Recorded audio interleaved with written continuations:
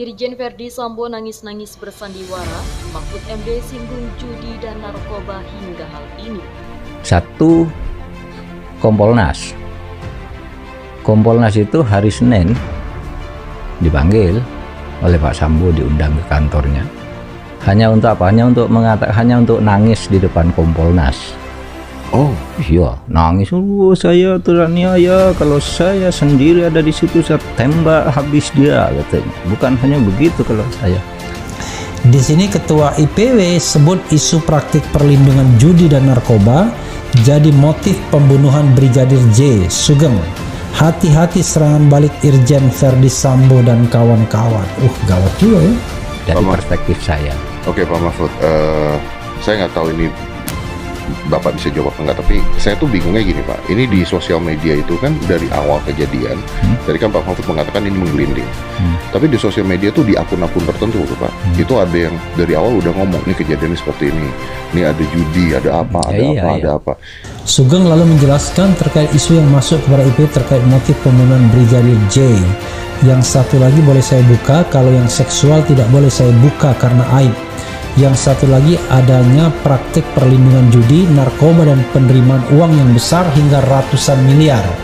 Tapi ya gampang lah orang, dan dari situasi begini semua keluar, oh ini dulu melakukan ini dulu melakukan ini dan seterusnya.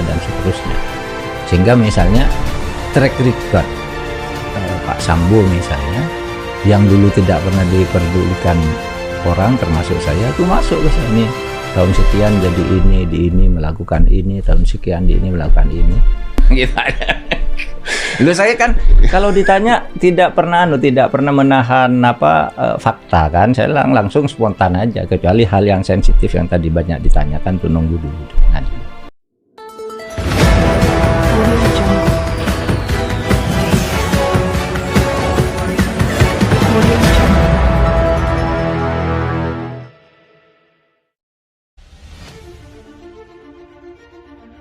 Menteri Koordinasi Politik, Hukum dan Keamanan atau Menko Polhukam Mahfud MD menyebut Irjen Verdi Sambo sempat nangis-nangis bersandiwara setelah pembunuhan Brigadir J. Adapun momen Irjen Verdi Sambo nangis-nangis bersandiwara itu dilakukan sang jenderal di hadapan Komisi Kepolisian Nasional atau Kompolnas. Setelah pembunuhan Brigadir J, Irjen Verdi Sambo sengaja mengundang Kompolnas ke kantornya di Mabes Polri untuk melancarkan sandiwara pertama pembunuhan anak buahnya. Saat itu, kata Mahfud MD, Irjen Verdi Sambo memainkan jebakan psikologi dengan harapan sandiwaranya bisa berjalan lancar. Hari Senin, Kompolnas diundang Verdi Sambo ke kantornya. Hanya untuk apa? Hanya untuk nangis-nangis di depan Kompolnas, kata Mahfud MD ketika hadir di acara podcast YouTube Deddy Corbuzier, Jumat 12 Agustus 2022. Selain nangis-nangis di hadapan Kompolnas, Irjen Verdi Sambo kemudian memulai narasi bahwa pembunuhan Brigadir J ini dilatar belakangi masalah dugaan pelecehan terhadap istrinya Putri Chandrawati. Saya, Verdi Sambo, teraniaya, kalau saya sendiri ada di situ, saya tembak habis dia, katanya gitu. Terang Mahfud MD menirukan ucapan Irjen Verdi Sambo. Hubungi anggota DPR. Setelah bersandiwara di depan Kompolnas, Irjen Verdi Sambo tak kehabisan akal. Dia rupanya menghubungi pihak lain untuk memuluskan skenario yang diduga sudah disusunnya setelah pembunuhan Brigadir J. Adapun pihak yang dihubungi Sambo adalah anggota DPR RI, namun anggota DPR RI yang dihubungi Sambo tidak merespon panggilan. Ada juga itu anggota DPR dia bilang, namun pas ditelepon enggak diangkat, terang Mahfud. Banyak pihak berusaha menutupi pembunuhan Brigadir J. Mantan Menteri Kehakiman Mahfud MD turut membeber bahwa kasus pembunuhan Brigadir J ini sebenarnya diduga melibatkan banyak pihak. Mahfud bilang banyak pihak yang berusaha menutupi kasus pembunuhan Brigadir J ini. Mahfud menyebut dia sengaja ikut menyoroti kasus ini agar fakta yang terjadi bisa terungkap ke publik. Saya dibilang terlalu ikut campur, tidak, saya hanya mencoba untuk menunjukkan yang benar, tegas Mahfud. Oleh sebab itu, Mahfud MD mendorong pihak terkait untuk melakukan beberapa cara agar kasus ini bisa selesai dengan sebenar-benarnya. Maka saya arahkan coba untuk autopsi ulang.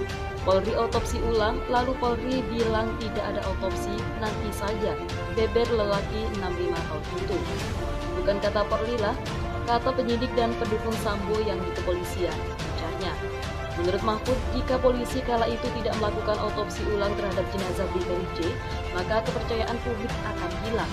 Jadi saya bilang itu jika tidak diotopsi ulang maka kepercayaan publik akan hilang, akhirnya otopsi ulang ujarnya. Kemudian Deddy Corbuzier penasaran apakah semua hal yang terjadi atas perintah Menko Polhukam. Dengan tegas Mahfud menyangkal, menurutnya dia hanya memberikan dorongan sesuai dengan usulan publik yang dinilai masuk akal. Oh tidak, saya hanya memberikan ulasan yang juga diambil dari ulasan masyarakat yang masuk akal, jawabnya. Kasus judi dan narkoba, Mahfud MD turut menyinggung soal judi dan narkoba.